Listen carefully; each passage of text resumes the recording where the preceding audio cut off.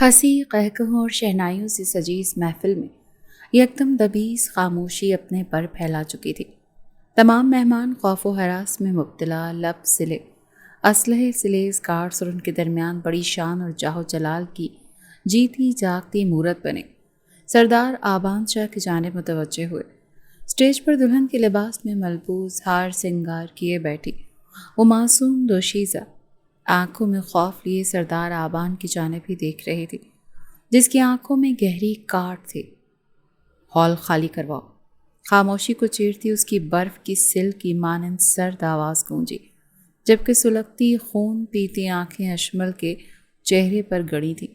ان آنکھوں میں سرد تاثرات اور وحشت ایسی تھی کہ گویا وہ آنکھوں ہی سے اشمل کو چیر پھاڑنے کا ارادہ رکھتا ہو۔ کون ہیں آپ؟ اور یہ کیا طریقہ ہے کسی کی خوشی خراب کرنے کا؟ مختار صاحب اشمل کے والد حیرت کے احساس سے نکلتے سنجیدگی سے گویا ہوئے، جبکہ اس کے گارڈز حکم کی تعمیل کرتے مہمانوں کو ہال سے باہر نکال رہے تھے۔ میں سردار آبان شاہ ہوں، ابصار شاہ کا بڑا بھائی، یہاں اس کی موت کی خبر لے کر آیا ہوں اور اس کے قاتل کو سزا دینے۔ آبان شاہ سرد لہجے میں اشمل کی جانب دیکھتے گویا ہوا، انداز میں سرد مہری نمایاں تھی۔ مختار صاحب اب بھی اجنبیت سے اس کی جانب دیکھتے رہے، لیکن اشمل کا وجود یکدم سن ہوا تھا۔ سماعتوں میں آبان شاہ کے الفاظ گونجتے اسے گہری بے یقینی میں مبتلا کر گئے۔ سرمئی کاجل لگی آنکھیں آخری حد تک پھیلی تھیں۔ آبان شاہ کی آنکھوں میں تیرتی کاٹ اور نفرت اور انتقام کی آگ کی وجہ سے اسے اب وہ جگہ آبان شاہ کی آنکھوں میں تیرتی کاٹ نفرت اور انتقام کی آگ کی وجہ اسے اب جا کر سمجھ آئی تھی۔ وہ بے ساختہ نفی میں سر ہلا گئی۔ دیکھیے، آپ سے ہمارا کوئی تعلق نہیں، ہم نہیں جانتے نہ آپ کو اور نہ آپ کے بھائی ابصار کو، اور نہ ہی اس کی موت سے ہمارا کوئی لینا دینا ہے۔ برائے مہربانی یہاں سے چلے جائیں، ہماری خوشی خراب نہیں کریں۔ اشمل کے ہمراہ بیٹھا مظفر اپنی جگہ سے کھڑے ہوتے آبان کے روبرو آتے گویا ہوا۔ لفظوں میں تلخی اور سختی کا عنصر شامل تھا۔ اسے اشمل پر ٹکی آبان کی نگاہیں گہری ناگواری میں مبتلا کر گئی تھی۔ وہ اشمل اور اس کے درمیان رکاوٹ بن گیا تھا، یوں کہ اب آبان اشمل کو نہیں دیکھ پا رہا تھا۔ آبان نے جبڑے بھینچے رکاوٹ بنے مظفر کو جانب دیکھا اور اگلے ہی پل وہ گردن ترچھی کیے اشمل کی جانب متوجہ ہوا، جسے آبان کا ہر انداز شدید خوف کا شکار کر گیا تھا۔ گویا وہ ایک نازک سہمی سی ہرنی تھی جو اپنے سامنے کھڑے شیر کی نگاہوں میں اپنے لیے نفرت اور گہری کاٹ دیکھتے، جوڑ سے جوڑ ملاتے اپنی غلطی یاد کرنے کی سعی کر رہی تھی۔ آپ نہیں جانتے، لیکن آپ کے پہلو میں بیٹھی لڑکی ابصار کو بخوبی جانتی ہے۔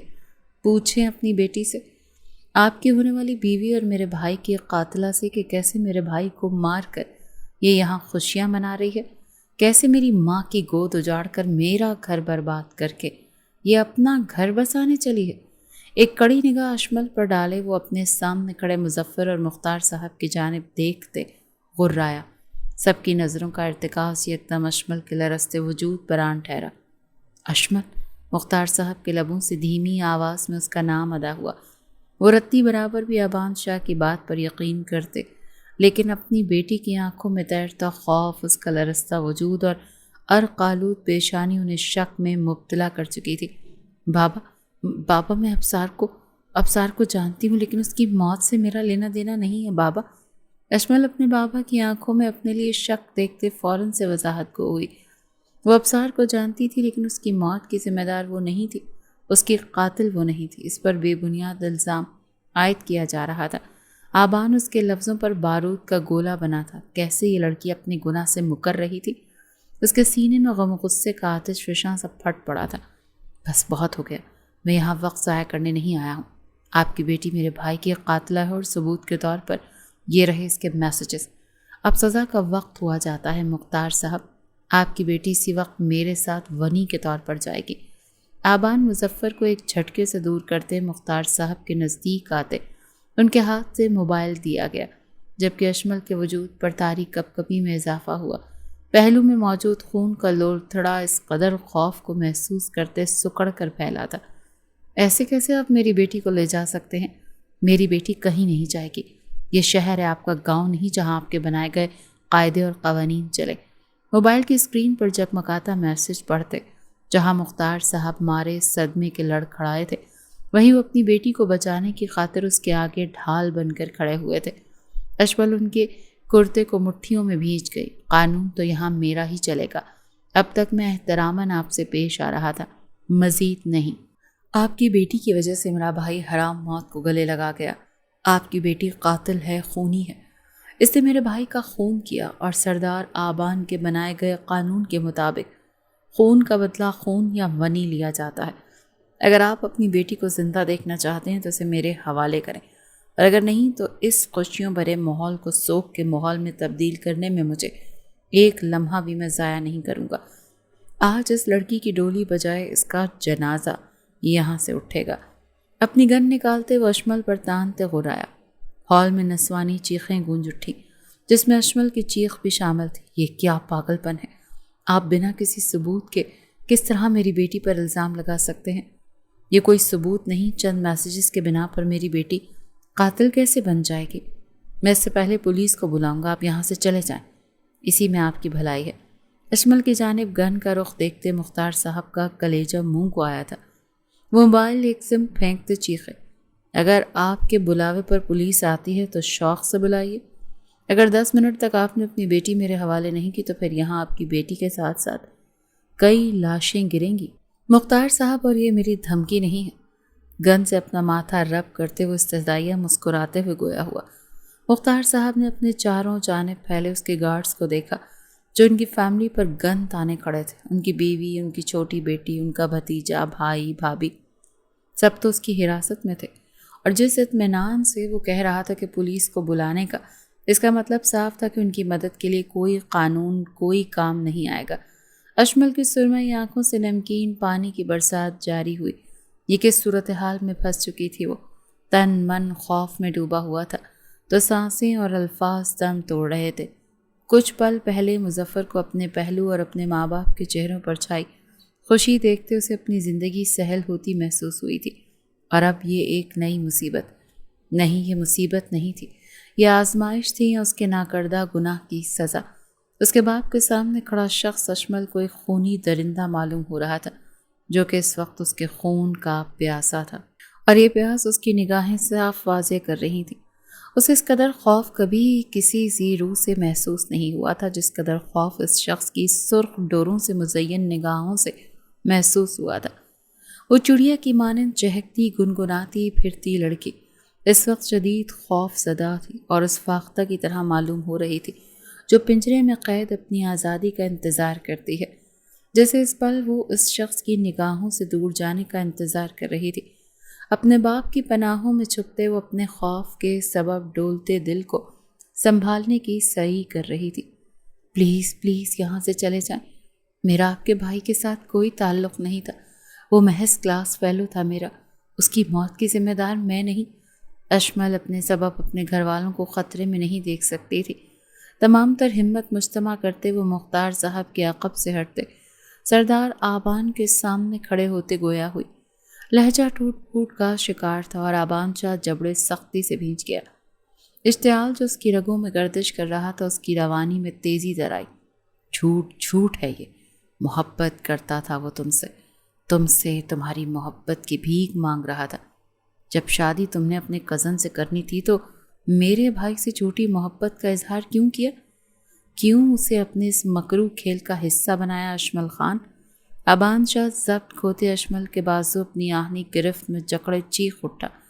اس کی آواز اس قدر بلند تھی کہ اس کی گردن کی ہری اور نیلی رگیں واضح ہوئی تھیں۔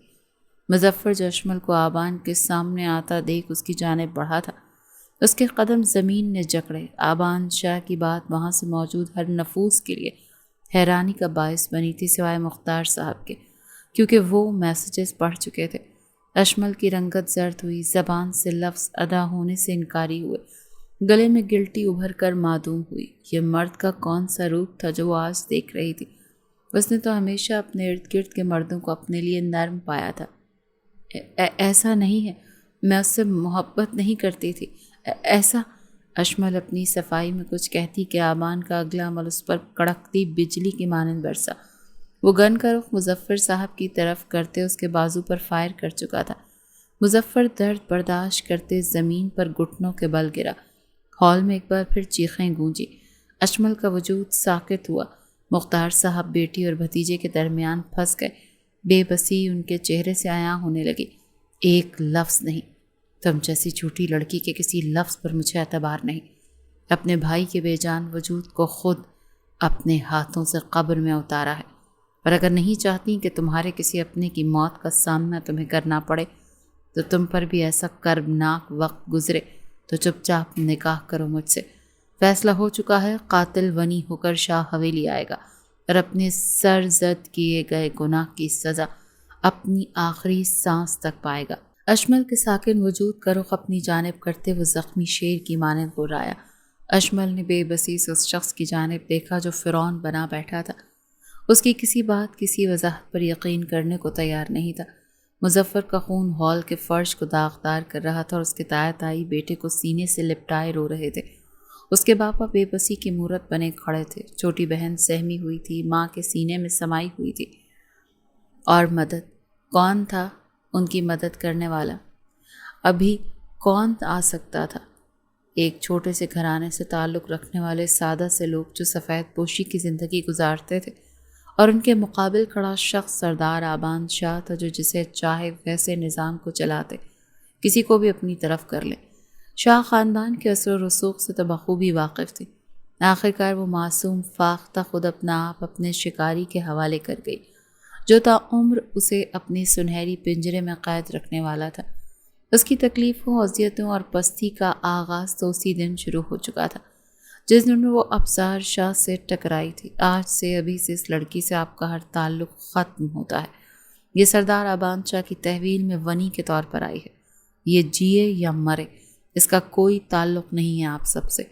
جس طرح میرا بھائی منو مٹی تلے جا سویا، بالکل اسی طرح اشمل خان بھی منو مٹی تلے جا سوئی ہے آپ سب کے لیے۔ اسے اپنے نکاح میں قبول کرتے ہوئے اس کا نازک مرمری ہاتھ اپنے کھردرے سخت ہاتھ میں تھامتے، اپنی پکڑ مضبوط کیے سنگ دلی سے کہتے آگے بڑھا تھا۔ اشمل نے بلکتے ہوئے اپنے بابا کی جانب دیکھا جن کے کاندھے جھکے ہوئے تھے۔ وہ اپنی بیٹی کو بچا نہیں پائے تھے، کس قدر کمزور ثابت ہوئے تھے وہ۔ مختار صاحب لمحہ بلمحہ اشمل کو خود سے دور جاتا دیکھ اپنے حواسوں کو معطل ہوتا محسوس کر رہے تھے۔ اشمل کی زندگی داؤ پر لگاتے انہوں نے اپنے باقی بچوں کی زندگی بچائی تھی۔ انہوں نے قربانی دی تھی، نہیں، قربانی تو ان کی بیٹی نے دی تھی۔ وہ ان میسیجز کو پڑھنے کے باوجود اپنی بیٹی پر بھروسہ کرتے تھے، انہیں اپنی تربیت پر یقین تھا، اپنی بیٹی کی آنکھوں میں تیرتی سچائی پر یقین تھا، لیکن آج ایک بار پھر سچ طاقت کے آگے ہار گیا تھا۔ ایک دم مختار صاحب نے اپنے حواس کھوتے زمیں بوس ہوئے۔ بابا آبان کے ساتھ کھینچتی چلی جاتی اشمل انہیں زمیں بوس ہوتا دیکھ چیخی۔ اپنا ہاتھ آبان کے ہاتھ سے آزاد کروانے کی صحیح کرتے وہ اپنا ہاتھ زخمی کر بیٹھی۔ کئی چوڑیاں ٹوٹتی اس کی مہندی سے رنگی کلائیوں میں چپ چکی تھی، لیکن آبان شاہ بے حس بنا اس کے ہاتھ پر گرفت مضبوط کیے اسے اپنے ساتھ تقریباً گھسیٹتے ہوئے آگے بڑھ رہا تھا، اور وہ اپنے بابا کو پکارتی ان کے پاس جانے کو لپک رہی تھی۔ چھوڑ دو مجھے، بس کچھ دیر کے لیے میں اپنے بابا کو دیکھا ہوں، پلیز۔ آبان شاہ نے گاڑی کا دروازہ کھولے اسے اندر دھکیلنا چاہا جب اشمل اس کے سینے پر ہاتھ رکھتے فریاد گو ہوئی۔ یہ منتیں فریادیں کسی کام نہیں آئیں گی، اور ان آنسوں کو بچا کر رکھو، آگے کئی مواقع ایسے آئیں گے جب تمہیں ان کی ضرورت پڑے گی۔ جب تکلیفیں حد سے بڑھ جاتی ہیں تو رو لینا چاہیے، تکلیف کا احساس کم ہو جاتا ہے، اور میری قید میں تمہیں پل پل تکلیف کا سامنا کرنا پڑے گا اشمل خان۔ اشمل کی تھوڑی سختی سے جکڑے وہ اس کے چہرے پر جھکتے ایک ایک لفظ چبا چبا کر ادا کرتے اشمل کو سسکی بھرنے پر مجبور کر گیا۔ اس کی آنکھوں میں چھائی وحشت ہی اشمل پر یہ بات آشکار کر گئی تھی کہ یہ شخص اسے محض تکلیف سے نوازے گا۔ ان چند لمحوں میں اس کے اعصاب شل سے ہو گئے تھے، خوف رگ رگ میں سرایت کر چکا تھا، دل کی دھڑکنیں بے ربط دھڑک رہی تھی۔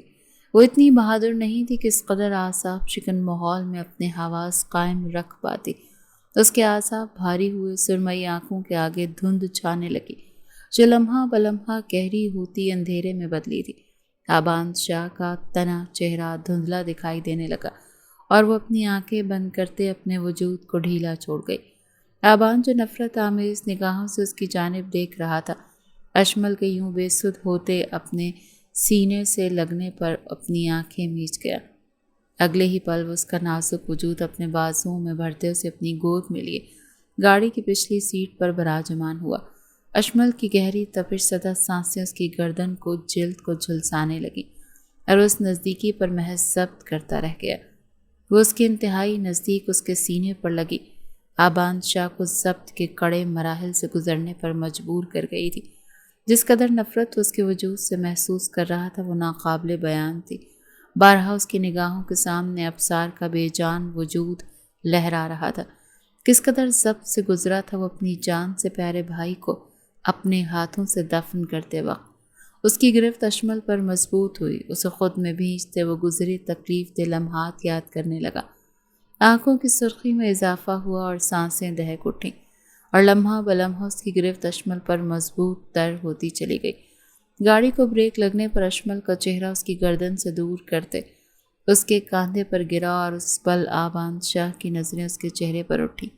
سرخ اور سفید رنگت بھرے بھرے لب جو سرخ رنگ سے رنگے ہوئے تھے، کھڑی ستواں ناک جس میں لال موٹی نتھ سجائی ہوئی تھی، گھنی پلکیں جو اس وقت اس کے سرمئی آنکھوں پر پردہ ڈالے اس کے عارض کو چھو رہی تھی۔ اس قدر مکمل حسن تھا اس لڑکی کا کہ ایک پل کو آبان شاہ تمام باتیں پس پشت ڈالتے اسے دیکھتا گیا۔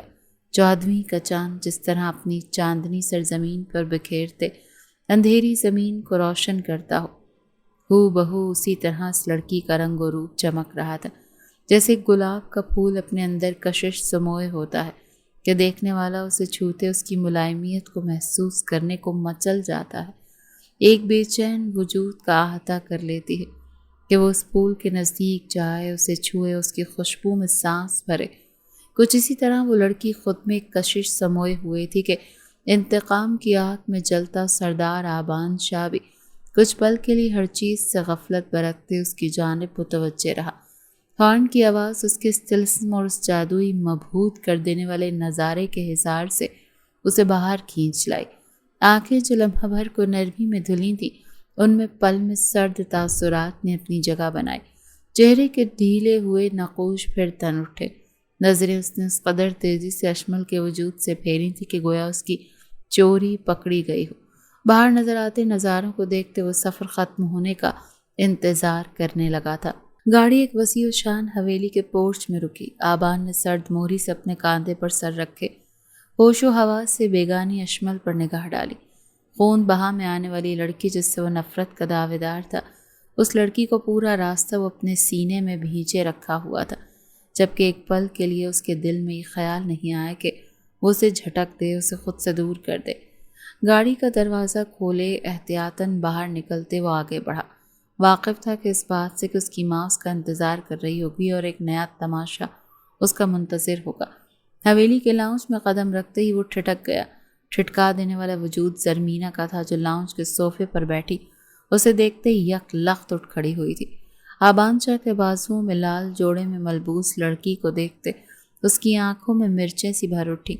یہ کس کو اپنے ساتھ لے آئے ہو آبان شاہ؟ کون ہے یہ لڑکی جسے اس قدر استحقاق سے تم اپنے بازو میں اٹھائے ہوئے ہو؟ رقیہ بیگم کو مشکلوں سے نیند کی دوائی دیتے اس نے سلایا تھا اور خود وہ آبان شاہ کا انتظار کر رہی تھی، لیکن اسے اشمل کے ساتھ دیکھتے جہاں خوف نے اس کے دل میں جگہ بنائی وہیں وہ اشتعال میں مبتلا ہوتے چیخ اٹھے تھی۔ چیخو مت زرمینہ، جانتی ہو تم مجھے عورتوں کی اونچی آواز ناگوار گزرتی ہے۔ آبان شاہ کا لہجہ ناگوار تھا۔ شاہ، تم ایک لڑکی کو لال جوڑے میں اپنی باہوں میں بھر کر حویلی لے آئے ہو اور مجھ سے امید رکھتے ہو کہ میں ہلکی آواز میں تم سے بات کروں، تم سے سوال نہیں پوچھوں؟ آخر کون ہے یہ؟ زرمینہ کا تو بس نہیں چل رہا تھا کہ وہ اشمل کے وجود کو آگ لگا دے۔ آبان کے نزدیک آتے وہ سلگتے لہجے میں گویا ہوئی۔ اس کی بلند آواز کا نتیجہ تھا کہ سب اپنے کمروں سے باہر نکل آئے، حتیٰ کہ رقیہ بیگم بھی۔ آبان کی گود میں اشمل کو دیکھتے سب پر ہی حیرتوں کے پہاڑ ٹوٹے تھے۔ آبان نے سرد نگاہوں سے زرمینہ کو گھورا۔ یہ بیوی ہے میری، آبان شاہ کی بیوی۔ آبان شاہ سب کی سوالیہ نگاہوں کا رخ اپنی جانب پاتے بلند آواز میں گویا ہوا۔ زرمینہ تو بے ساختہ لڑکھڑائی تھی۔ یہ کیا کہہ رہے ہو تم آبان؟ رقیہ بیگم کمزور آواز میں بولی، سچ کہہ رہا ہوں امی، یہ اشمل شاہ ہے، میری بیوی ہونے کے ساتھ ساتھ میرے بھائی ابصار شاہ کی قاتل بھی۔ ونی بنا کر لایا ہوں اسے اس حویلی میں۔ جہاں سب آبان کے پہلے دھچکا دینے والے لفظوں پر بے یقینی کے گہرے سمندر میں غوطہ زن ہوئے تھے، وہیں اس کی دوسری بات پر ناقابل یقین تھے۔ بھلا وہ سب کہاں ان فرسودہ رسومات کو مانتے تھے؟ شاہ حویلی والے تو برسوں سے ونی جیسے کربناک رسم کے خلاف رہے تھے۔ سماعتوں میں گونجتی آوازیں اشمل کو ہوش میں لانے کا سبب بنی تھی۔ نیم و آنکھیں کھولے اس نے اپنے آپ کو ہوا میں معلق پاتے آبان شاہ کے سرد چہرے کی جانب دیکھا، اور اگلے ہی پل گرنے کے ڈر سے وہ اس کی گردن میں باہیں حمائل کرتے اس سے لپٹ گئی۔ یہ حرکت اس قدر اچانک ہوئی کہ آبان بھونچکا کر رہ گیا۔ حویلی کے مکینوں کی رنگت میں سرخیاں گھلیں۔ زرمینہ سلگتی لکڑی کی مانند جل اٹھی۔ پلیز پلیز مجھے گرانا مت۔ اشمل غائب دماغی کے عالم میں آبان کی گردن میں منہ چھپائے بڑبڑائی۔ آبان نے جبڑے سختی سے بھینچ لیے۔ کبھی زندگی میں سوچا تک نہیں تھا کہ اس طرح کی کوئی بے باک حرکت اس کے ساتھ درپیش آ سکتی ہے، جس کی وجہ سے اسے اپنے بڑوں کے سامنے شرمندہ ہونا پڑے۔ آبان، اگر یہ قاتل ہے ہمارے ابصار کی تو اسے سینے سے لگائے کیوں کھڑے ہو تم؟ منو مٹی تلے دفنا کیوں نہیں آئے تم؟ رقیہ بیگم جوان بیٹے کی موت کے سبب زخمی شیرنی بنی غرائیں۔ آبان نے ایک جھٹکے سے اشمل کو زمین پر اتارا۔ غائب دماغی کے بادل چھٹتے چلے گئے اور اشمل کو سب یاد آتا چلا گیا۔ آنکھوں میں خوف و ہراس نے پھر اپنی جگہ بنائی۔ سب کی نفرت آمیز نگاہوں کا مرکز اپنی ذات کو پاتے وہ محبت کی عادی لڑکی پل میں غمزدہ ہوئی۔ منو مٹی تلے دفنا آتا امی تو یہ اس تکلیف سے کیسے آشنا ہوتی جس سے آپ گزر رہی ہیں، میں گزر رہا ہوں، ہم سب گزر رہے ہیں۔ اس نے جو گناہ سرزد کیا ہے اس کی سزا یہ آخری سانس تک بھگتے گی۔ آبان اس کا نازک ہاتھ اپنی گرفت میں جکڑے سنجیدگی سے جواب دے ہوا۔ اشمل نے فوراً اس کی جانب دیکھا۔ کیا دنیا میں اس قدر بے رحم لوگ بھی پائے جاتے ہیں جو کوئی وضاحت قاتل میں نہ لائے غلط فیصلے کرتے ہیں، معصوم لوگوں کو اذیت اور تکلیف دے جاتے ہیں؟ میں نے قتل نہیں کیا۔ جانے کیسے اس میں اتنی ہمت آئی کہ وہ اپنے لیے بول پڑی، اور یہی اس کی سب سے بڑی غلطی تھی جس کی پاداش میں ایک زناٹے دار تھپڑ اس کے رخسار کی زینت بنا تھا، اور یہ تھپڑ مارنے والی زرمینہ تھی۔ اشمل جو اس وار کے لیے تیار نہیں تھی زمین پر جا گری۔ آبان شاہ جو زرمینہ سے اس حرکت کی امید نہیں رکھتا تھا، آنکھوں میں قہر لیے زرمینہ کو گھورنے لگا۔ آئندہ اپنی وضاحت میں ایک لفظ نہیں کہنا۔ تم ہی تھی وہ لڑکی جس کے قصے ابصار ہمیں سنایا کرتا تھا، جس کی محبت میں وہ پاگل تھا، اور تم ہی وجہ ہو اس کی موت کی۔ تمہاری وجہ سے ہی اس نے خودکشی کی۔ پہلے ابصار کو برباد کیا، اسے ہم سے چھین لیا، اور اب مجھ سے میرا منگیتر میری محبت چھین لی۔ میں تمہیں چھوڑوں گی نہیں۔ زرمینہ اپنا آپا کھوتے نفرت بھرے لہجے میں کہتے اسے مارنے کے لیے لپکی کہ آبان اس کا ہاتھ جکڑے اسے روک گیا۔ زمین پر گری اشمل نے بھیگی نگاہوں سے اپنے ہونٹ کے کنارے سے بہتے خون کو انگلیوں کی پوروں سے چنتے دیکھا۔ تھپڑ اس قدر شدید تھا کہ اس کے ہونٹ کا کنارہ پھٹ گیا تھا۔ جس کی زندگی کا پہلا تھپڑ تھا، جس کا نشان اس کے عارض کے ساتھ ساتھ اس کی روح پر بھی چھپ چکا تھا۔ چھوڑو مجھے آبان، میں اسے چھوڑوں گی نہیں۔ زرمینہ بے قابو ہوتی چیخی۔ ہوش میں آؤ زرمینہ، کوئی اس پر ہاتھ نہیں اٹھائے گا، کوئی نہیں۔ کوئی نہیں سے مراد کوئی نہیں۔ اسے میں لایا ہوں، اس کی سزا کا انتخاب بھی میں ہی کروں گا۔ کوئی اس پر ہاتھ نہیں اٹھائے گا، نہ ہی ذاتی خلش اور غصہ اس پر اتارا جائے گا۔ زرمینہ کو سنبھالتے وہ گرجا۔ آخری لفظوں پر خاصا زور دیا تھا، اور سب جانتے تھے وہ زرمینہ کو ہی تلقین کر رہا ہے۔ اس کی گرج اس قدر زوراور تھی کہ زرمینہ بھی خوفزدہ ہوتے اس سے 2 قدم دور ہٹی تھی۔ زمین پر ہنوز موجود اشمل تلخی سے مسکراتی، لیکن آبان زرمینہ کو کچھ کہنا چاہا، جب آبان سختی سے اسے خاموش کروا گیا۔ مجھے کچھ نہیں سننا۔ حویلی کا ماحول ویسے ہی ٹھیک نہیں۔ میرے بھائی کو مرے ہوئے محض 3 دن ہوئے ہیں۔ اس کا غم زیادہ ہے۔ جو کچھ کہہ چکا ہوں وہ پتھر کی لکیر ہے، اور میرے حکم کی تعمیل کرنا آپ سب پر فرض۔ ہاتھ اٹھائے وہ سختی سے اسے ٹوک گیا تھا۔ وہ جو کہہ رہا تھا ٹھیک ہی تو تھا۔ مجال ہے شاہ حویلی میں اس کے فیصلے کے خلاف کوئی قدم اٹھا سکے۔ بانو اس لڑکی کو میرے کمرے میں چھوڑا، ملازمہ کو حکم دیتے۔ وہ ایک غلط نگاہ بھی اشمل کے وجود پر ڈالے بنا حویلی سے نکلتا چلا گیا۔ بانو جو آنکھوں میں ترہم لیے اشمل کی جانب دیکھ رہی تھی، تیزی سے اس تک آتے اسے سہارا دینے لگی۔ اشمل نے نرمی سے اس کے ہاتھ دور کیے. مجھے اب کئی بار اس طرح زمیں بوس ہونا ہے. کبھی وجود گرے گا تو کبھی روح گھائل ہوتے پستی کی گہرائی میں گرے گی. ہر بار سہارا تو نہیں ملے گا نا, اسی لیے رہنے دیں. نرمی سے کہتے وہ خود اٹھ کھڑی ہوئی. سرمئی سرخ آنکھیں اٹھائے اس نے ان بے ضمیر لوگوں کی جانب دیکھا تک نہیں تھا جو اس کی وضاحت سنے بنا, سچ جانے بنا اسے قاتل بنا گئے تھے. تائی, زرمینہ نے بھیگی احتجاجن آواز میں انہیں مخاطب کیا. زرمینہ, ابھی نہیں, ابھی میں ابصار کے غم میں ڈوب چکی ہوں, ابھی نہیں. رقیہ بیگم نفی سے سر ہلاتے کہتے اپنے کمرے میں جا کر بند ہوئی تھی. زرمینہ نے ایک طرف کھڑے اپنے والدین کی جانب بھیگی شکوہ کناہ نگاہوں سے دیکھا اور تیزی سے اپنے کمرے کی جانب بڑھ گئی. بیٹھے بیٹھے اس کی کمر اکڑ چکی تھی اور آنسو بھی اب خشک ہو چکے تھے. جب سے ملازمہ اسے سالی شان کمرے میں چھوڑ گئی تھی تب سے وہ بیڈ کی پائنتی کے پاس بیٹھی گھٹنوں میں منہ چھپائے سسک رہی تھی. گلاس وال سے نظر آتی سیاہی رات ہونے کا پتہ دے رہی تھی. اپنے گھر والوں کا خیال, مختار صاحب اور مظفر, وہ دونوں کے لیے حد درجے پریشان تھی. ان کی خیریت کی کچھ خبر بھی تو معلوم نہیں ہوئی تھی. انہوں نے سوچوں کے دھاروں میں الجھی ہوئی تھی جب کمرے کا دروازہ کھلا. اشمل تیر کی تیزی سے اٹھ کھڑی ہوئی. ڈیرے کی تنہائی میں وقت گزارتے وہ اب چند لمحوں کے آرام کے لیے اپنے کمرے میں آیا تھا, لیکن کمرے میں پھیلی ایک بھینی بھینی سی خوشبو اسے ٹھٹکنے پر مجبور کر گئی. سر اٹھائے اس نے کمرے کے درمیان میں کھڑے نازک وجود کی جانب دیکھا اور ہنس پڑا. اس کی اس ہنسی میں شامل تکلیف کو اشمل نے بخوبی محسوس کیا تھا. مجھے بابا کی خیریت معلوم کرنی ہے, پلیز پتہ کر کے بتا دیں. پسینے سے بھری ہتھیلیوں کو اپنے جوڑے سے صاف کرتے وہ رندھی ہوئی آواز میں گویا ہوئی تھی. ٹھیک ہے, تمہارا باپ اور تمہارا ایکس منگیتر بھی. اشمل کی جانب بڑھتے وہ سر کو دائیں بائیں جھٹکتے گویا ہوا. لہجہ ہر احساس سے آری تھا. ایک بات سچ بتاؤ, کیا خرابی تھی آخر میرے بھائی میں؟ کیا محبت کا جذبہ اس قدر عام ہو گیا ہے کہ تم اسے کھیل بنا لو؟ محبت تو ایک خالص جذبہ ہوتا ہے, سچا. پھر کیسے اس محبت کو ہتھیار بناتے میرے بھائی کے ساتھ فریب کیا؟ اشمل کے انتہائی نزدیک آتے وہ اس کی سرمئی سرخ مترنم آنکھوں میں اپنی سنہری آنکھیں گاڑے گویا ہوا. لہجہ اب کی بار سرد ہوا. وہ اس سے قد میں بڑا تھا اور اشمل کو سر اٹھائے اسے دیکھنا پڑ رہا تھا. اس کی آنکھوں میں چند ثانیے سے زیادہ وہ دیکھ ہی نہیں پائی. یہ ایک مشکل امر تھا. میں نے محبت کا ناٹک نہیں کیا. میں نے کبھی آپ کے بھائی سے محبت کا اظہار نہیں کیا, نہ میں نے اس سے محبت کی.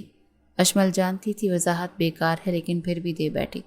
پھر اس کے موبائل میں تمہارے میسیجز کیا کر رہے تھے؟ اس کا موبائل تمہاری تصویروں سے بھرا پڑا ہے. اس کی ہر بات میں تمہارا ذکر کیوں ہوتا تھا؟ کیوں وہ تمہاری شادی کی خبر سن کر اپنے آپ کو مار بیٹھا؟ بتاؤ, جواب دو. تالی ایک ہاتھ سے تو نہیں بچتی. تم بھی برابر کی شریک تھی, تم نے بڑھاوا دیا اسے. آبان اس کی بات پر سیخ پا ہوتے اس کے کاندھے جکڑے اسے جھنجھوڑتے ہوئے دھاڑا تھا.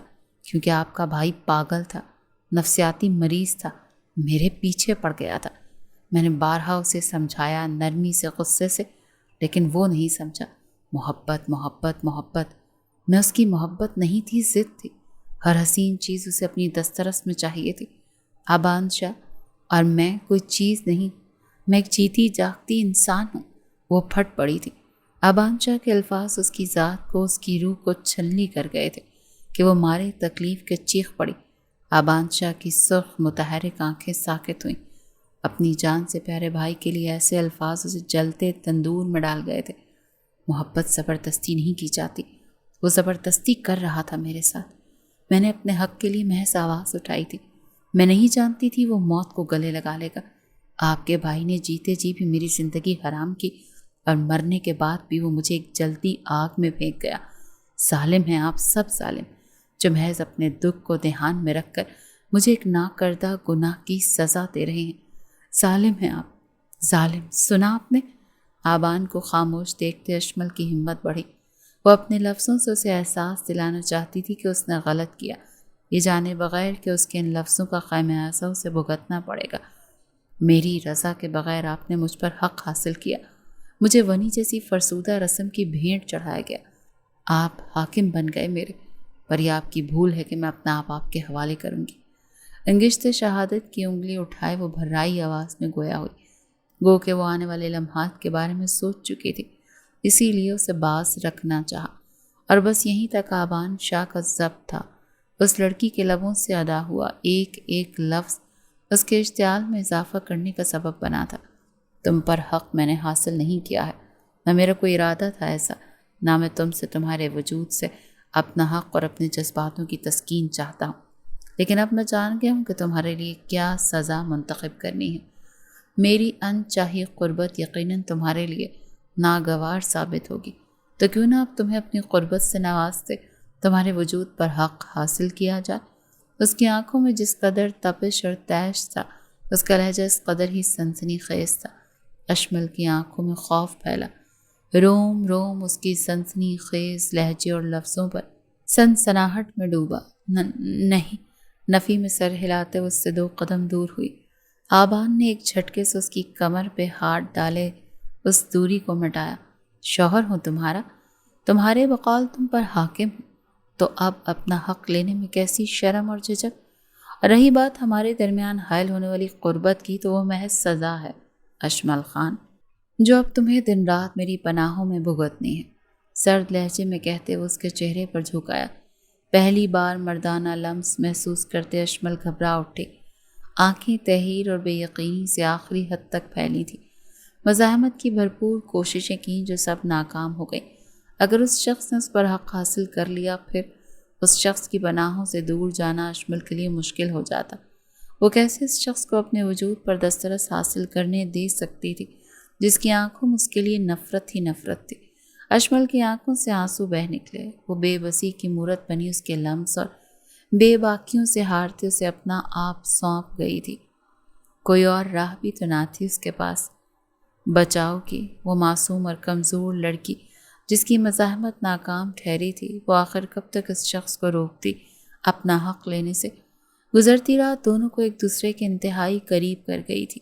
جہاں یہ قربت کے لمحات اشمل کے لیے سزا تھے، وہیں آبان شاہ اس کے لمس سے سیراب ہوتے تمام چیزوں سے غافل ہو چکا تھا۔ کہاں جا رہی ہو؟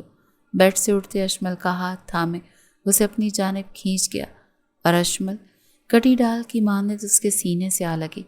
چہرہ گلابیاں چھلکا رہا تھا، جبکہ آنکھیں رونے کے سبب مترنم تھی۔ وہ واش روم، اٹکتی آواز میں جواب دیا۔ کل کی رات اس شخص نے اس کے وجود کو اس قدر نرمی اور محبت سے چھوا تھا کہ اسے احساس ہی نہیں ہوا کہ وہ ونی میں لائی گئی عورت ہے، لیکن پھر بھی اسے اس شخص کی قربت گوارا نہیں تھی۔ یہ رشتہ انتقاماً بندھا گیا تھا، مقابل اسے اپنے بھائی کی قاتلہ سمجھتا تھا۔ پھر ان کے درمیان ٹھہری قربت کو خوبصورت لمحات کا نام نہیں دیا جا سکتا تھا۔ اس شخص کے لمس میں بے شک نرمی تھی، لیکن اس کے نزدیک وہ اس کی رضا کے بغیر آیا تھا۔ آئندہ ابصار کے لیے میں تمہارے لبوں سے کچھ غلط نہیں سنوں۔ اپنی سزاؤں میں اضافہ یقیناً تم نہیں چاہتی ہوگی۔ ونی میں آئی ہوئی عورت ہو، زبان درازی اور حاضر جوابی کی سزا ملے گی، اسی لیے اپنی زبان پر قابو رکھنا۔ کل کے بولے گئے اشمل کے الفاظ وہ بھولا نہیں تھا۔ اس کی تھوڑی نرمی سے جکڑے اس کی سرمئی آنکھوں میں دیکھتے وہ سرد لہجے میں گویا ہوتے بھویں اچکا گیا۔ جی، آنسوں کا گولا نگلتے اشمل نے جواب دیا۔ کل اس کی انچاہی قربت کی جو سزا اسے ملی تھی، اس کے بعد وہ کبھی اپنی صفائی میں کچھ کہنے کا ارادہ نہیں رکھتی تھی۔ گڈ، آج سے میرا ہر کام تم خود کرو گی۔ میرے لیے ناشتہ بنانے سے لے کر کمرے کی صفائی تک سب تمہاری ذمہ داری ہے۔ جاؤ، جا کر فریش ہو جاؤ اور ناشتہ بناؤ میرے لیے۔ اس کی ٹھوڑی آزاد کیے حکمیاں کہتے وہ کروٹ بدلتے تکیے کو خود میں بھیج گیا۔ مزید وہ ان سرمئی آنکھوں میں دیکھتا تو یقیناً ان کی گہرائی میں ڈوب جاتا۔ کل جس طرح وہ بے خود ہوا تھا اسے پا کر، اس کا لمس محسوس کرتے یہ سب آبان کو اچھمبے میں مبتلا کرنے کے ساتھ ساتھ جھنجھلاہٹ میں بھی مبتلا کر گیا تھا۔ وہ لاکھ چاہنے کے باوجود اس سے سختی سے پیش نہیں آیا تھا۔ اس کا لمس محسوس کرنے کے بعد اسے معلوم ہوا تھا کہ وہ موم کی گڑیا کی مانند ہے، جس سے ذرا سی سختی سے پیش آؤ تو وہ ٹوٹ کر بکھر جائے گی۔ اس نے انتہائی نرمی سے اس کے وجود میں سمیٹا تھا، اور یہ بے اختیاری میں کیا گیا عمل تھا، اور اپنی یہ بے اختیاری آبان کو سخت چبھی تھی۔ اشمل نے بھیگی نگاہوں سے آبان کی شرٹ لیس پشت کو تکا۔ قربت میں گزری رات کی صبح حسین ہوتی ہے، جہاں ہم سفر ایک دوسرے کے گلے میں باہیں ڈالے محبت بھری سرگوشیاں ایک دوسرے کی سماعتوں کی نظر کرتے ہیں، لیکن یہاں وہ ونی کے طور پر آئی تھی۔ اس شخص کے لمس میں نرمی ہی اس کے لیے بہت بڑی کرم نوازی تھی، کجا اس کی محبت بھری سرگوشیاں۔ وہ تلخی سے مسکراتے واش روم کی جانب بڑھ گئی۔ اس کے واش روم میں بند ہوتے ہی آبان نے اپنا فون اٹھائے اور ایک نمبر ڈائل کیا۔ ابصار کے تمام دوستوں کا پتہ کرو، سنجیدگی سے کہتے وہ دوسری جانب سے جواب سنتے کال کٹ کرتے آنکھیں موند گیا۔ آنکھیں مونتے ہی گزری رات کے لمحات اس کی آنکھوں کی بند سکرین پر ابھرے اور وہ ان لمحات کے احساس میں کھوتے۔ پھر سے نیند کی گہری وادیوں میں ڈوب چکا تھا۔ گلابی سادے سے لباس میں ملبوس وہ سر پر سلیقے سے دوپٹہ سجائے مگن انداز میں آبان کے لیے ناشتہ بنا رہی تھی۔ پہننے کے لیے اس کے پاس کوئی جوڑا نہیں تھا، اور یہ بات اس نے جب آبان شاہ کو بتائی تو کچھ ہی دیر میں اس کے لیے چند نئے لباس کمرے تک پہنچ گئے، جن کی سادگی دیکھتے وہ سمجھ گئی کہ اس شخص نے اسے اس کی کمتر حیثیت کا احساس دلایا ہے۔ آبان جو اس کے رد عمل کا منتظر تھا، اسے خاموشی سے لباس اٹھاتے واش روم کی جانب بڑھتے دیکھ ٹھٹکا تھا، اور اس کا یہ ٹھٹکنا اشمل نے نوٹ کیا تھا۔ جب بڑی سے بڑی تکلیفیں وہ برداشت کر گئی تھی تو بھلا ان کپڑوں سے اسے کیا مسئلہ درپیش ہو سکتا تھا۔ ٹرے سجاتے یکدم اس کے ہاتھ کانپے، وجہ باہر سے آتے شناسا آواز تھی۔ وہ اس آواز کو کروڑوں کی بھیڑ میں بھی پہچان سکتی تھی۔ یہ اس کے بابا کی آواز تھی۔ سوکھے لب مسکراہٹ میں ڈھلے تھے۔ ٹرے کچن میں چھوڑے وہ تیز رفتاری سے لاؤنج سے بھاگی تھی۔ بابا! حویلی کے دروازے کے بیچوں بیچ کھڑے مختار صاحب کو دیکھتے وہ انہیں پکارتے تڑپتے ہوئے ان کی جانب بڑھی کہ کسی آہنی گرفت نے اسے آگے بڑھنے سے روکا۔ اشمل نے آبان کی گرفت میں اپنی کلائی دیکھتے نفی میں سر ہلایا۔ وہ بس ایک بار اپنے بابا کے سینے سے لگتی سکون محسوس کرنا چاہتی تھی، وہ سکون جو اس سے روٹ گیا تھا۔ یہاں کیا کرنے آئے ہیں مختار صاحب آپ؟ آبان اشمل کو اپنی جانب کھینچتے اس کی کلائی پر گرفت مضبوط کیے سخت لہجے میں گویا ہوا۔ اپنی بیٹی کو آزاد کروانے آیا ہوں، اپنے ساتھ ساتھ وکلا اور پولیس کو بھی لایا ہوں۔ آزاد کرو میری بیٹی کو آبان شاہ۔ مختار صاحب کا دل تڑپ اٹھا تھا اشمل کو دیکھتے، جس طرح وہ ان سے ملنے کے لیے ان کی جانب لپکی تھی۔ اس کے لہجے میں جو تڑپ شامل تھی وہ انہیں درد دے گئی تھی۔ ہاتھ کے اشارے سے وکلا اور پولیس کو بلاتے وہ پورا اعتمادی سے گویا ہوئے۔ آبان شاہ مسکرا گیا، مانو یوں جیسے کوئی بڑا کسی بچے کی نادانی پر مسکرا دیتا ہے۔ رقیہ بیگم، فرقان صاحب اور ان کی بیگم نرگس خاموشی سے یہ سب ملاحظہ فرما رہے تھے، جبکہ زرمینہ کی سلگتی نگاہیں آبان کے ہاتھ کی گرفت میں قید اشمل کے ہاتھ پر جمی تھی۔ اشمل اپنا ہاتھ آزاد کروانے کی ممکنہ حد تک تگ و دو کر رہی تھی، لیکن آبان شاہ کی پکڑ مضبوط سے مضبوط تر ہوتی چلی جا رہی تھی۔ مختار صاحب، آپ کی عمر تو نہیں مذاق کرنے کی، لیکن مجھے آپ کا مذاق پسند آیا۔ آبان کا لہجہ استزائیہ تھا۔ مختار صاحب نے لب بھینچے اس کی جانب دیکھا۔ کیا آپ نے بتایا تھا انہیں کہ آپ انہیں سردار آبان کی حویلی لے کر جا رہے ہیں؟ کیونکہ جس طرح کے تاثرات وہ چہرے پر سجائے ہوئے ہیں، ان سے لگتا ہے انہیں غافل رکھا گیا ہے۔ آبان نے تنی بھویلی استفسار کیا۔ مختار صاحب نے فوراً وکلا اور پولیس کی جانب دیکھا، جن کے چہروں سے گھبراہٹ عیاں تھی۔ معاف کر دیں آبان صاحب، ہمیں معلوم نہیں تھا، ہم چلتے ہیں۔ تیزی سے معذرت کرتے وہ الٹے قدموں حویلی سے بھاگے تھے۔ مختار صاحب حیرت سے انہیں جاتا دیکھنے لگے، وہیں اشمل ہچکیوں سے رو دی۔ یہ سردار آبان شاہ کی حویلی ہے، اور آپ جسے لینے آئے ہیں وہ اب آبان شاہ سے منسوب ہے، اس کی بیوی ہے، جسے اب تاعمر کوئی مجھ سے الگ نہیں کر سکتا سوائے موت کے۔ بہتری اسی میں ہے کہ آپ یہاں سے چلے جائیں۔ امید کرتا ہوں سمجھداری کا مظاہرہ کریں گے، کیونکہ آپ کا بھتیجا کس ہاسپٹل میں داخل ہے میں اچھی طرح سے جانتا ہوں۔ اگر کسی چیز کی مدد چاہیے ہو تو آپ وہاں موجود میرے آدمیوں سے کہہ سکتے ہیں۔ اس کے لہجے میں آج کچھ تو الگ تھا، کچھ جنون سا، شدت پسندی کا جذبہ، جو اشمل کے علاوہ وہاں سب نے محسوس کیا تھا۔ وہ مختار صاحب کو بالواسطہ طور پر دھمکی دے کر اس بات سے آشنا کر گیا تھا کہ اس کی نظر ہے ان سب پر۔ مختار صاحب نے بے بسی کے احساس تلے اپنی نم آنکھیں صاف کی۔ اشمل ان کی آنکھوں میں آنسو دیکھتے مزید روانی سے رونے لگی۔ میں کہیں نہیں جاؤں گی آبان، بس مجھے بابا سے ملنے دیں، ان کے سینے سے لگنے تھے۔ بس کچھ دیر کے لیے پلیز آبان۔ آبان کی جانب پلٹتے وہ منت بھرے لہجے میں گویا ہوئی۔ پہلی بار اس کے لبوں سے آبان کا نام ادا ہوا تھا۔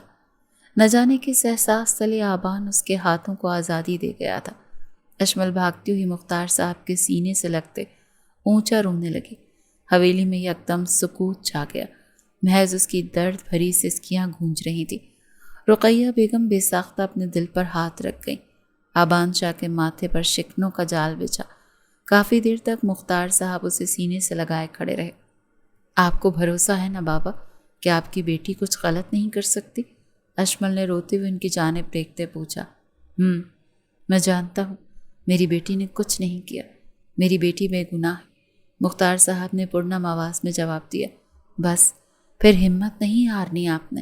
اگر ہم سچے ہوں تو ظالم کی قید سے رہائی ایک نہ ایک دن مل ہی جاتی ہے بابا۔ سچ زیادہ دیر تک چھپتا نہیں ہے، میں جلد آپ کے پاس آؤں گی۔ مختار صاحب کے آنسو صاف کرتے وہ ان کے ماتھے پر بوسہ دیتے محبت سے بولی تھی۔ آبان جبڑے سختی سے کس گیا۔ آخر ان لفظوں کی بدولت اس کے سینے میں چبھن کا احساس کیوں ابھرا تھا؟ اس کی سمجھ سے بالا تر تھی اپنی حالت۔ جائیں، آپ سب کا دھیان رکھیے گا، میں ٹھیک ہوں یہاں۔ مختار صاحب کو الوداع کہنا آسان نہیں تھا، لیکن جی کڑا کر کے وہ انہیں الوداع کہتے، واپس پلٹتے، قدم اپنی بربادی کی جانب بڑھا گئی۔ شکریہ، بے تاثر لہجے میں آبان کے نزدیک آتے شکریہ کہتے وہ کچن کی جانب بڑھ گئی۔ پلکوں پر آنسو ٹھہرے ہوئے تھے، لیکن چہرہ پتھر کی مانند تھا اسپاٹ۔ آبان الجھ سا گیا۔ اس لڑکی کی ذات میں کچھ پل پہلے وہ کس قدر ٹوٹ کر بکھر سی گئی تھی، اور اب وہ ایک مضبوط چٹان کی مانند تھی۔ آبان مظلوم کے ساتھ ظلم کرنے کی پکڑ بڑی سخت ہے بیٹا، اپنے فیصلے پر نظر ثانی کر لو، ایسا نہ ہو کہ کچھ پہلو سامنے نہیں آئے ہوں اور تم کسی کو اس کے ناکردہ گناہ کی سزا دے رہے ہو۔ بے شک ابصار کی موت کا غم بہت بڑا ہے، لیکن اشمل کا رونا، اس کے لفظ رقیہ بیگم کے دل کو نرم کر گئے تھے۔ جس قدر معصوم وہ تھی وہ قاتلہ نہیں ہو سکتی تھی، اس لیے بیٹے کو ایک مخلصانہ مشورہ دیتے وہ اپنے کمرے کی جانب بڑھ گئیں۔ آبان کی الجھن میں مزید اضافہ ہوا۔ حویلی میں ٹھہرنا اس پل اس کے لیے دوبھر تھا۔ وہ بھاری قدم اٹھاتا حویلی سے نکلتا چلا گیا۔ ماضی، اشمل پلیز، میں تم سے بے حد محبت کرتا ہوں، یہ شادی مت کرو، میں مر جاؤں گا۔ تم یہ سب جاننے کے باوجود کہ میں تم سے عشق کرتا ہوں کیسے کسی اور کی ہو سکتی ہو؟ وہ مایوں کے جوڑے میں ملبوس اسٹیج پر بیٹھی اپنے ماں باپ کے روشن چہرے دیکھ رہی تھی جب اسے ابصار شاہ کی جانب سے میسج موصول ہوا۔ اشمل اپنے لب سختی سے بھیج گئی۔ مر جاؤ، دو لفظی جواب دیتے وہ اپنا فون سوئچ آف کرتے مہمانوں کی جانب متوجہ ہوئی جو اب رسم کے لیے اس کے پاس آ رہے تھے۔ ابصار کے میسج کے بعد چہرے پر مسکراہٹ لانا ایک مشکل کام تھا، لیکن وہ اپنے ماں باپ کی خوشی کی خاطر وہ بھی کر گئی تھی۔ فون اٹھاؤ اشمل، تم میرے ساتھ ایسا نہیں کر سکتی، میں بہت محبت کرتا ہوں تم سے۔ جلتی نگاہوں سے اشمل کی جانب سے موصول آنے والے میسیجز کو دیکھتے وہ اسے کال ملاتے بڑبڑایا۔ اس کی بڑبڑاہٹ سنتے اس کے دوستوں کے درمیان معنی خیز نگاہوں کا تبادلہ ہوا۔ چھوڑ بھی دے ابصار، کیوں ایک لڑکی کے پیچھے اپنی زندگی برباد کرنی؟ دنیا میں لاکھوں حسین چہرے ہیں۔ اس کے دوست نے حرام مشروب کا گلاس اٹھاتے اپنے لبوں سے لگاتے کہا۔ ابصار نفی میں سر ہلاتے ایک ہی سانس میں حرام مشروب اپنے سینے میں انڈیل گیا۔ پر مجھے وہ چاہیے، وہ حسین ہے اور میں حسن کا شیدائی، نہیں جانتا کہ اس سے محبت بھی کر بیٹھوں گا۔ اب کر بیٹھا ہوں تو اسے کسی اور کا نہیں ہونے دے سکتا۔ وہ شادی کر رہی ہے۔ جانتی نہیں ابصار کی فطرت کو، جو چیز مجھے پسند آ جائے وہ یا تو میری دسترس میں آ جاتی ہے یا پھر میں اس کا نام و نشان مٹا دیتا ہوں۔ نشے میں دھت وہ موبائل ایک طرف رکھتے ہنستے ہوئے بولا، تو اب تو اس کی شادی توڑوائے گا یا پھر اسے مار دے گا؟ دوسرے دوست نے ہنستے ہوئے کہا، میری نہیں ہوئی تو مار دوں گا۔ بہت پیار سے سمجھا لیا، اب اور نہیں۔ یکدم اپنی جگہ سے کھڑے ہوتے وہ اپنی شرٹ اتارتے عام سے لہجے میں کہتے سوئمنگ پول میں چھلانگ لگا گیا۔ اس کے دوست جو قہقہ لگا رہے تھے خاموش ہوئے۔ اس وقت وہ ابصار کے فارم ہاؤس پر موجود تھے۔ تقریباً 2 گھنٹے ہونے کو آئے اور وہ سب لگاتار حرام مشروب پیتے ہر چیز سے غافل تھے۔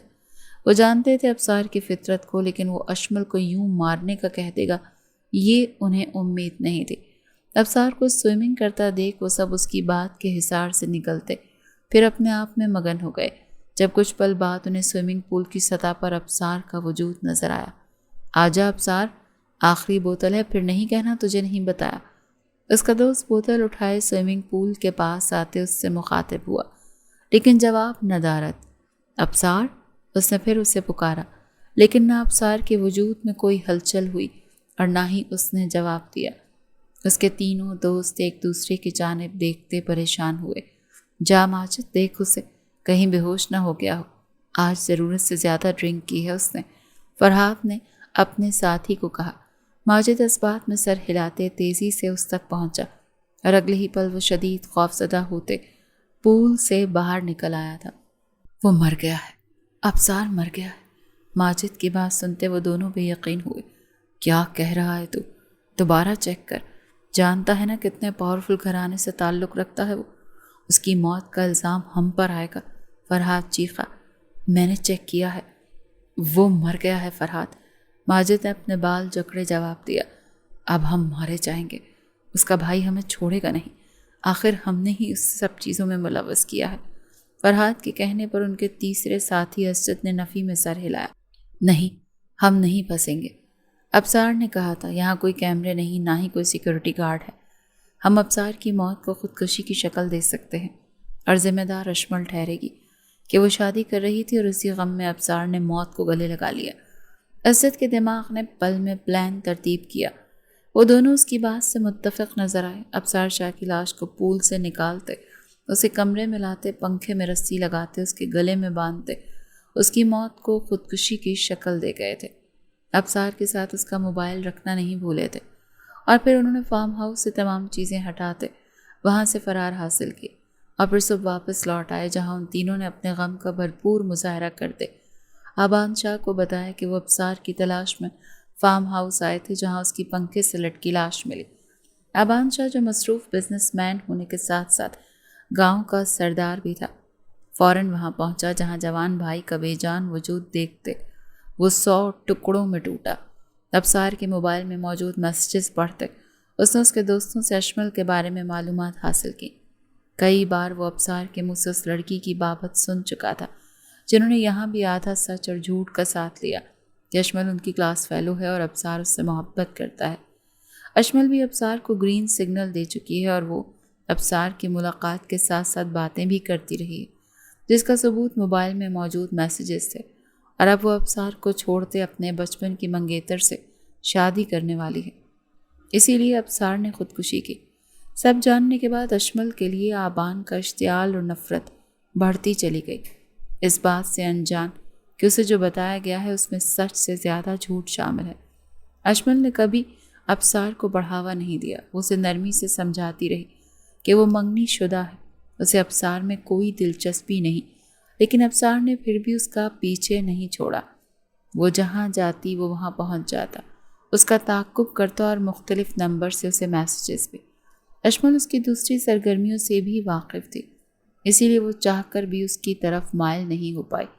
مظفر اس کا چچازاد کزن تھا اور اس کے ماں باپ کی پسند، اور وہ اپنے ماں باپ کی پسند میں راضی تھی، لیکن کہاں جانتی تھی کہ آبان شاہ انتقام کی آگ کے لیے اسے ڈھونڈتے اس تک آتے اسے اپنے نام کر لے گا۔ حال کمرے کا دروازہ کھولے وہ شکست خوردہ وجود آنکھوں میں ندامت اور جھولی میں پشیمانی اور معافی کی درخواست لیے داخل ہوا۔ اس کے قدم رکھتے ہی واش روم سے سیاہ لباس میں ملبوس اشمل نکلی۔ دونوں کی نگاہوں کا تصادم ہوا۔ اشمل کی سپاٹ نگاہیں باریک بینی سے آبان کی آنکھوں میں تیرتی ندامت کو نوٹ کر گئیں، جبکہ آبان شاہ نے ندامت بھری لو دیتی نگاہوں سے اس لڑکی کو دیکھا جس کے عشق میں وہ گودے گودے ڈوب چکا تھا۔ 5 ماہ کا عرصہ گزر گیا تھا۔ اس 5 ماہ میں اسے اس لڑکی کی اس قدر عادت ہو گئی تھی کہ وہ سانسوں سے زیادہ اس کے لیے ضروری تھی۔ اس کی قربت، اس کا ساتھ، اس کی آواز، سبھی تو آبان شاہ کے جینے کی وجہ بن گیا تھا، اس قدر کہ وہ بھول ہی گیا کہ وہ ونی کے طور پر اس لڑکی کو لایا۔ ایک یہی پھانس ہی تو تھا جو اسے اظہار محبت کرنے سے ہر بار روک دیتا تھا۔ آج جب وہ سچائی سے واقف ہوا تو خود سے نظریں ملانے کے قابل نہیں رہا۔ سچائی جان گئے ہیں ابان شاہ۔ ابان شاہ کو کچھ کہنے کی توق و دوق کرتا دیکھ وہ اس کے نزدیک آتے گویا ہوئی۔ لبوں پر آج مسکان تھی، ہر ملاوٹ سے پاک مسکان۔ 5 ماہ سے ابصار کے 3 دوستوں کی تلاش جاری تھی جو لندن شفٹ ہو گئے تھے۔ انہیں ڈھونڈ کر ان سے معلوم کیا تو سچائی سامنے آئی۔ وہ سر جھکائے کسی معصوم بچے کی مانند بتا رہا تھا۔ 5 ماہ پہلے قربت کی پہلی رات میں ابصار کے لیے بولے گئے اشمل کے الفاظ جہاں ابان کے طیش کا سبب بنے وہیں وہ ٹھٹک گیا تھا، اور اسی صبح اس نے دوبارہ تحقیق شروع کی تھی۔ ابصار کے ان 3 دوستوں کو ڈھونڈنا شروع کیا جو ابصار کے انتقال کے تیسرے روز ہی لندن شفٹ ہو گئے، اور اب ان کے ملنے پر وہ سچائی سے واقف ہوا تھا۔ پشیمان ہیں؟ اشمل نے دوسرا سوال پوچھا۔ اس قدر کہ تم سے نگاہیں تک نہیں ملا پا رہا ہوں۔ جواب مختصر سا آیا، لیکن لہجے میں نرمی اور پشیمانی لیے۔ معافی چاہیے؟ وہ ہر تاثر سے پاک لہجے میں گویا ہوئی۔ لہجہ اور چہرے کے تاثرات سپاٹ تھے۔ ان 5 ماہ میں کم و بیش یہ اشمل کے لہجے میں بدلاؤ آیا تھا، یا تو قربت کے لمحات میں یا پھر تب جب وہ بیماری میں مبتلا تھا اور اس لڑکی نے اس کی دن رات خدمت کی تھی۔ معافی کے لیے سانسیں تک گنوانی پڑیں تو گنوا دوں گا، جواب گھمبیر لہجے میں وصول ہوا۔ مل جائے گی، لیکن شرط ماننی ہوگی۔ پل کی دیر کیے بنا اشمل بولی۔ سرمئی نگاہیں ابان شاہ کے جھکے چہرے پر مرکوز تھی۔ ہر شرط قبول ہے۔ سرخم تسلیم کیا گیا تھا اس کی بات پر۔ مجھے میرے گھر چھوڑا۔ اشمل کا کہنا تھا کہ ابان نے جھکا سر اٹھاتے اس کی جانب دیکھا۔ اس نے کہا تھا معافی کے لیے سانسیں گنوا دے گا، اور مقابل نے تو اس کی سانسیں ہی مانگ لی تھی۔ مجھ سے دوری میری معافی ہے؟ نمکین پانی کا گولا تھا جسے نگلتے اس نے یہ سوال پوچھا۔ ہاں، معافی اسی صورت ملے گی۔ مجھے میرے گھر چھوڑائیں ابان شاہ، میں بے گناہ تھی۔ سچائی سامنے آ گئی۔ آپ اپنی غلطی پر پشیمان ہیں، معافی چاہتے ہیں، اور معافی کا ایک یہی راستہ ہے، مجھے میرے گھر چھوڑائیں۔ رخ پلٹتے وہ اپنے آنسو ضبط کرتے گویا ہوئی۔ ان 5 ماہ میں اس شخص کا انداز، لہجہ اور نگاہوں کا زاویہ بدل گیا تھا جس سے وہ بخوبی واقفیت رکھتی تھی۔ وہ اس کی قربت کے لیے بے چین ہو جاتا تھا۔ کچھ پل اس کی نظروں سے اوجھل ہو جائے تو اس شخص کا طیش سے برا حال ہو جاتا تھا۔ کہنے کو تو وہ ونی میں لایا تھا، لیکن نہ لہجہ سخت تھا اور نہ کوئی ظلم۔ ہاں، اپنا ہر کام وہ اب بھی اسی سے کرواتا تھا۔ حویلی کے کسی مکین کو اس بات کی اجازت نہیں تھی کہ وہ اشمل سے بدتمیزی کرے، اور یہ سب اسی کی بدولت تھا۔ اس کا حکم تھا جس کی سب تعمیل کرتے تھے۔ یہ انسان اس کے لیے جذبات رکھتا تھا لیکن اظہار نہیں کرتا تھا، اور یہی بات اس نازک لڑکی کو توڑ رہی تھی کہ وہ کیوں اس انسان سے محبت کرنے لگی ہے جو اس سے اپنی محبت کا اظہار تک نہیں کر سکتا۔ اور اب بھی سچائی معلوم ہونے کے بعد بھی وہ محض پشیمان تھا، اس سے محبت نہیں کرتا تھا، تبھی تو اظہار بھی نہیں کر پایا تھا۔ شاید وہی اس کی کرم نوازیوں کو محبت کا نام دے گئی تھی۔ اشمل تلخی سے سوچتے خود پر ہنستی کہ اگلے ہی پل اس کی غلط فہمی دور ہوئی۔ پلیز مت جاؤ، تم سے تو میری سانسوں کا ربط جڑا ہے۔ تم دور چلی گئیں تو سانسیں بھرنے میں دشواری ہوگی، ہر پل بوجھ لگے گا، یہ زندگی یکدم بے رنگ ہو جائے گی۔ میری مسکراہٹ، میری خوشی، میرا سکون سب چھین لیا جائے گا۔ ایک تمہاری ذات میں ہی تو میرا سکون قید ہے۔ مجھے میرے سکون سے محروم مت کرو۔ میں نہیں رہ پاؤں گا تمہارے بنا، کیونکہ میں تم سے محبت کرتا ہوں۔ یہ الفاظ تو وہ دل میں کہہ رہا تھا، پر ان لفظوں کے اختتام پر اشمل کیوں اس کی جانب رخ پلٹتے اسے بے یقینی سے دیکھ رہی تھی۔ کیا کہا آپ نے؟ اشمل بے یقین ہوئی۔ کچھ بھی تو نہیں۔ تم جانا چاہتی ہو، میں روکوں گا نہیں۔ آ جاؤ، چھوڑ آؤں تمہیں۔ اس کا وہم تھا بھلا وہ کیسے سن پائی ہوگی جب وہ دل ہی دل میں اسے مخاطب ہوا تھا۔ آپ نے کہا آپ مجھ سے محبت کرتے ہیں آبان؟ آپ نے کہا مجھ سے دوری سہانے روح ہے آپ کے لیے؟ اشمل کی آنکھیں نمکین پانی سے چمک اٹھیں۔ اس کی جانب آتے وہ اس کی آنکھوں میں آنکھیں ڈالے گویا ہوئی۔ تو واقعی اس کے لبوں سے یہ الفاظ ادا ہوئے تھے؟ ابان شاہ گہری سانس بھر گیا۔ تم یقین کر لو کہ اس بات پر اگر میں کہوں کہ میں تم سے محبت کرتا ہوں؟ آبان کے دل میں بیٹھا ڈر اس کی زبان پر آیا تھا۔ اپنے ہر انداز سے تو محبت جتا چکے ہیں آپ، لفظوں سے دوبارہ اظہار کر دیں گے تو مجھے اطمینان ہو جائے گا کہ میں نے جس سے محبت کی وہ بھی مجھ سے محبت کرتا ہے۔ اشمل نے مسکراتے ہوئے اپنی محبت کا اعتراف کیا اور آبان نے بے یقینی سے اس کی جانب دیکھا۔ اتنا سب کچھ سہنے کے بعد بھی تمہیں مجھ سے محبت ہو گئی؟ آبان کے لیے جہاں اس کا اعتراف طمانینت بخش تھا، وہیں ذہن میں مچلتا سوال بے سکونی کا سبب بنا۔ میں نے پہلے بھی کہا تھا اور اب بھی کہتی ہوں، محبت زبردستی نہیں کی جا سکتی۔ محبت کی ایک چھوٹی سی جھلک یادہ بھا جاتی ہے اور محبوب عاشق بن جاتا ہے۔ میرا دل آپ کی جانب بڑھتا چلا گیا اور میں نے اسے روکنے کی کوشش بھی نہیں کی۔ بے قابو ہوتے دل کو سنبھالنا ایک مشکل کام ہے اور اس میں مہارت نہیں حاصل مجھے۔ آپ نے جو کیا وہ ایک غلط فہمی کے بنا پر تھا اور آپ اب پشیمان بھی ہیں۔ جہاں 100 باتیں بری وہاں ایک بات اچھی یہ بھی ہے کہ آپ نے کہا تو مجھے کہ میں ونی ہوں، پر ونی کی طرح رکھا نہیں۔ ہر گزرتے دن کے ساتھ اپنے انداز و اطوار بدلتے چلے گئے، لہجے میں نرمی در آتی رہی اور آپ کی آنکھوں میں نرمی اپنے گھر والوں کے سامنے میری ڈھال بن کر کھڑے رہے۔ پھر کیسے محبت نہیں کرتی میں آپ سے؟ اس کا انداز پل بھر میں بدلا تھا۔ ایک محبت کے اعتراف نے اس کی شوق اور چنچل لڑکی کو جگا دیا تھا۔ آبان کے سینے پر ہاتھ رکھے وہ مسکراتے ہوئے گویا ہوئی اور آبان شاہ اسے اپنے حصار میں کھڑے مسکراتے دیکھ گویا دنیا جیت لایا تھا۔ من پسند عورت کی مسکراہٹ کس قدر دلکشی اور سکون خود میں سمائے ہوتی ہے، اس بات سے وہ آج واقف ہوا تھا۔ پھر یہ حسین چہرہ بے تاثر اور لہجہ برف کی سلک کی مانند سرد کیوں تھا؟ آبان نے اس کی کمر کے گرد بازو حمائل کرتے منہ بناتے ہوئے پوچھا۔ ہمیشہ اس کے سرد لہجے پر ہی تو وہ سلگتا تھا۔ جتانا بھی تو تھا کہ آپ کو نہیں محبت تو مجھے بھی نہیں۔ آبان کی گردن میں باہیں حمائل کیے وہ گردن اکڑا کر شان بے نیازی سے بولی۔ اور اب؟ آبان نے محبت باش نگاہوں سے اس کی جانب دیکھتے پوچھا۔ آپ کو ہے؟ دو بدو سوال کیا گیا۔ بے انتہا۔ لمحے بھر کی دیری کیے بنا جواب آیا۔ مجھے بھی ہے، بے انتہا اور بے پناہ۔ جواباً مسکراتے ہوئے کہتے وہ آبان شاہ کو زندگی بخش گئی تھی۔ آبان شاہ سرشار سا ہوتے اسے اٹھائے، خوشی اور پرمسرت میں ڈوبا گول گول گھومنے لگا۔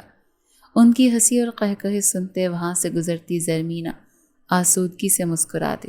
اس سے قبل کہ وہ حسد اور جلن میں کوئی غلط راہ چنتی، اس کے رب نے اسے سہارا دیتے سنبھال لیا تھا۔ وہ سمجھ گئی تھی کہ اگر اسے بہتر نہیں ملا تو اسے بہترین سے نوازا جائے گا۔